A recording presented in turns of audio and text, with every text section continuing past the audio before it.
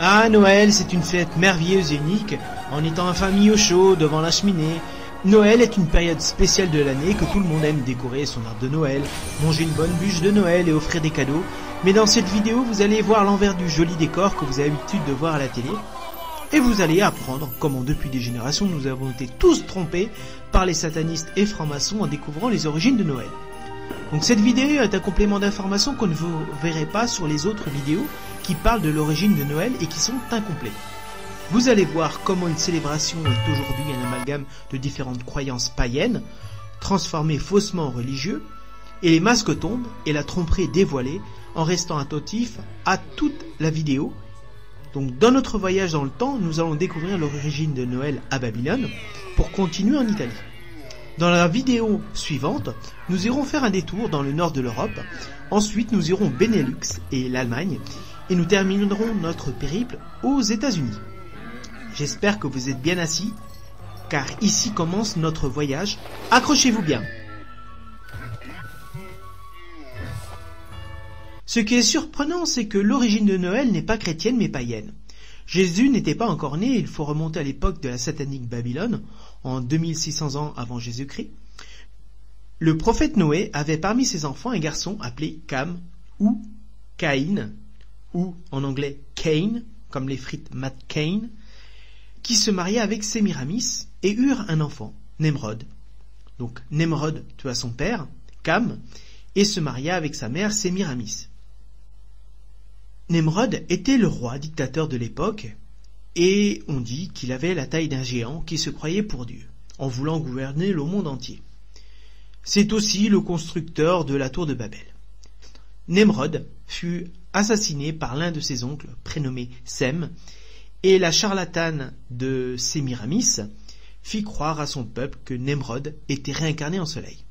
Comme vous le savez probablement, le soleil et la lune sont des symboles de Lucifer, si appréciés par les francs-maçons.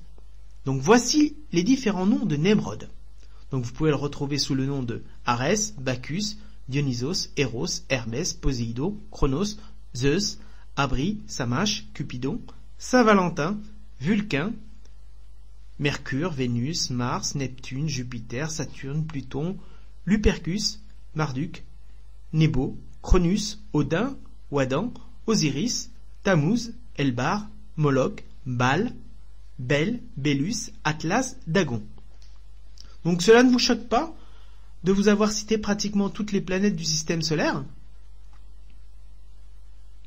Lucifer veut dire porteur de lumière, de l'italien Lucifero, et le peuple de Babylone de l'époque gobert les mensonges comme de bons moutons, même si le soleil avait toujours été présent depuis la création de la terre. Par la suite, Sémiramis fit croire à son peuple qu'elle fut engendrée miraculeusement d'une manière virginale et donna naissance à Tammuz, de son vrai nom, Baal Tammuz.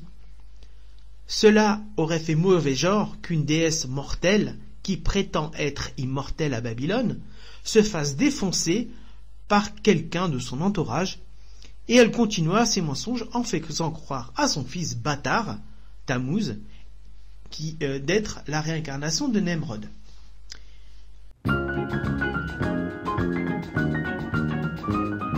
Devinez quelle est la date de naissance de Nemrod. Officiellement, c'est le 25 décembre. Il y a d'autres versions que l'on dit que c'est le 21 décembre. Maintenant, je vous pose une autre question. Devinez quelle est la date de naissance de Tammuz. Quelle coïncidence, également le 25 décembre. Donc vous allez comprendre plus tard, en images, la relation avec la Vierge Marie et la naissance de Jésus. Tammuz prétendait être l'incarnation du faux dieu soleil en répétant les sornettes que lui avait dit sa mère.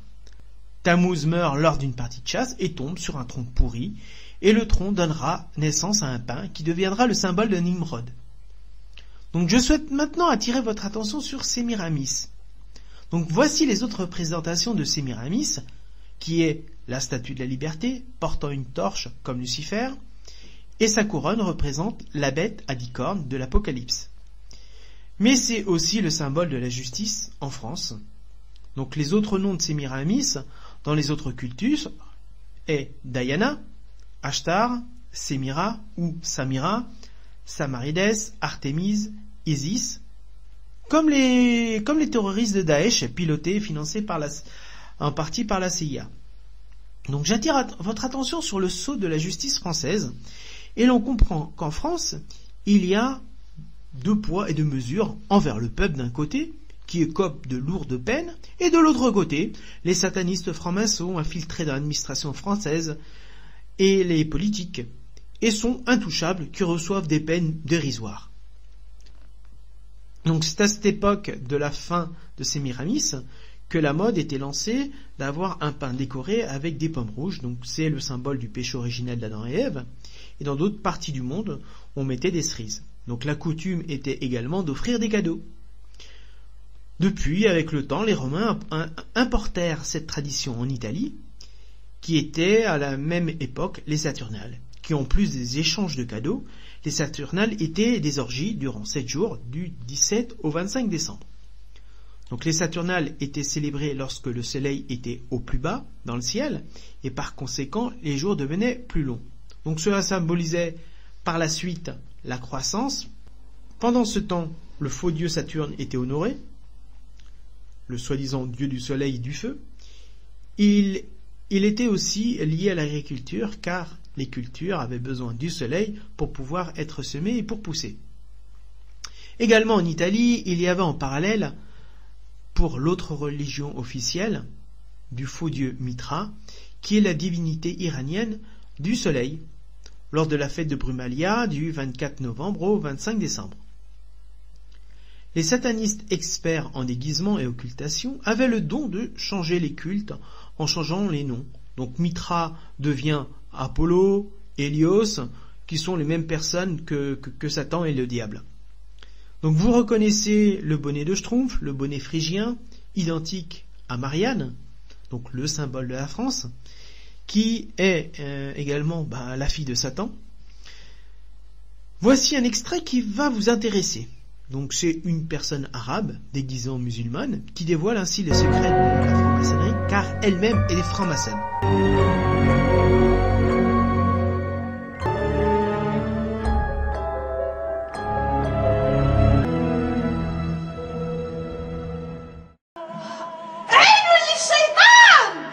عين الشيطان. نعم. هذه عين الشيطان. نعم. طيب وهذه ماذا تدل هذه العلامة؟ ليونيس. هذه ليونيس. كيف يونيس؟ ما معنى ليونيس؟ ما معنى ليونيس؟ مالها؟ علامته. مالها في أمريكا. مالها في أمريكا؟ نعم. تعال. ليونيس. وهذه علامة الأسد. وهذه الدائرة ماذا؟ هذه دائرة الأسد. الدائرة هذه الدائرة. طيب اسمعني، هذه ما تدل هذه علامة لعدم دخول أي شيء من علامة اليهود. هذه الماسونية تقصدون بها لا يفلح في الماسونية؟ نعم. طيب جيد. لا يحرفوا علامة اليهود. طيب جيد. فاليهود يتعاونون مع الماسونية من الشياطين ومع الشيطان الأكبر. طيب هذا السحر أتيت به إليها، صنعت أنت. هذا بصنع ليس بصنع الجن، هذا السحر. نبقى في عين الشيطان. انظر معي في عين الشيطان هذه مثلا عند الماسونية ترمز كثير من الأشياء مثلا مشهور الشياطين. طيب وهذه المثلثات على ماذا تدل؟ مثلث الكبالة، وهذا سحر الكبالة هو الذي تحكم به العالم. سحر الكبالة. ما صنع هذا السحر الكبالة؟ من مؤسسه؟ ها؟ صاحب سحر الكبالة من؟ ها؟ هيا يتكلم. صاحب سحر الكبالة من؟ الشيطان الأعظم عندكم. ها؟ كيف علمت أنه أعظم؟ في العين اليمنى لا توجد العين اليسرى. يعذب اليد اليمنى ويعذب الرجل اليمنى ويعذب العين اليمنى ويعذب كل شيء، فهو يحتفظ باليسرى. نعم. يرى فقط باليسرى. نعم.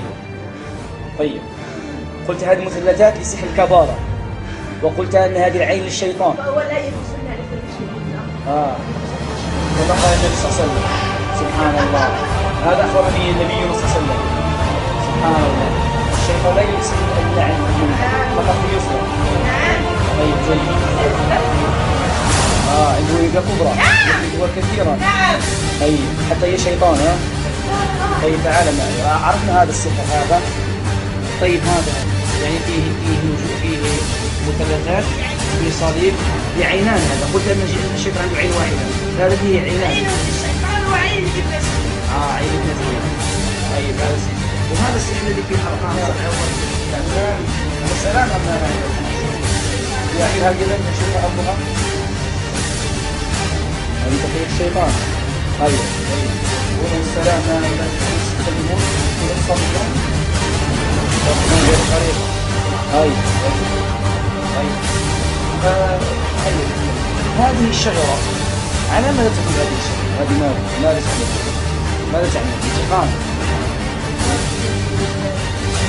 رمز لعبة الشيطان. معكم رمز آخر. هذه هي الشيء اليسرى. طيب هذه علامات كلها يصبح الصاحب يعني. طيب صار. طيب هذه قلت لي اليهود الصغيرة. قلت لي علمت أنها هي كيف هي لخفت. لا أقدر على التكلم عن تلك الشجرة. هذه شجرة اليهود بها سحر معقود. أصحاب. نعم. بها أصحاب. ها؟ في اللون الذي نستعمله كثير فهو لون أحمر.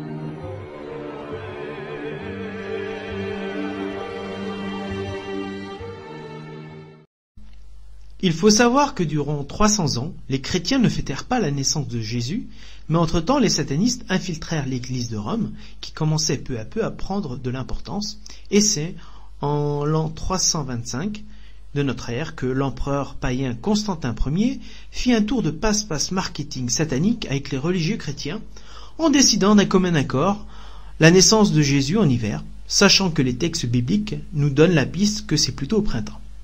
C'est ainsi que Constantin trompa les chrétiens en déguisant Sémiramis et Tammuz en Marie et Jésus.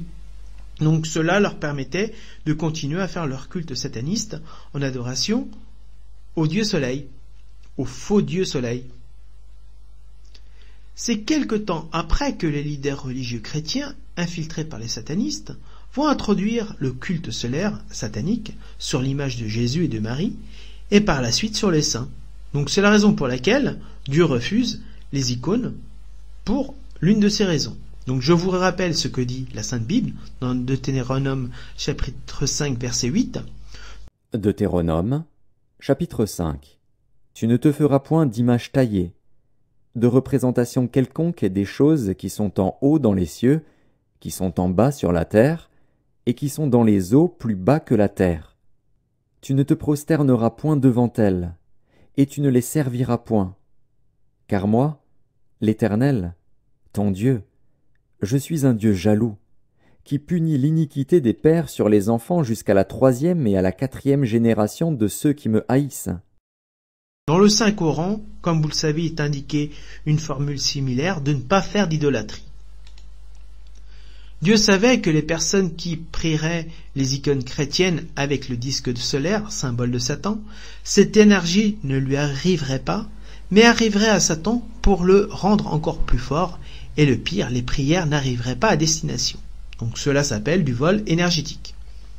Donc c'est au VIe siècle, lorsque la religion chrétienne a été imposée dans tout l'Empire romain, que le roi Justinien déclare finalement Noël comme fête civique, bien que ce calme ait duré peu de temps, car au Moyen-Âge, ces fêtes étaient devenues des jours dédiés à se saouler, à faire la fête du matin au soir, comme si rien n'avait changé en ces 3 siècles. Les chrétiens étaient contents que leur cause soit entendue en célébrant Noël, mais avec certaines anciennes pratiques. On ne change pas les habitudes du jour au lendemain.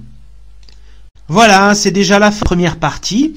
J'espère que vous avez appris de nouvelles choses, bien que j'imagine que vous avez été surpris, même fâché, parce que moi-même, quand j'ai découvert tout ça, j'étais fâché. Vous allez voir dans la seconde vidéo, Noël en Scandinavie et en Amérique, et vous allez découvrir comment les francs-maçons ont façonné l'image d'un personnage qui est Satan. Donc vous allez être surpris, fâché. Partagez cette vidéo si vous avez aimé. Donc si vous avez des questions, laissez-les en commentaire, j'essaierai d'y répondre. Je vous dis à tout de suite.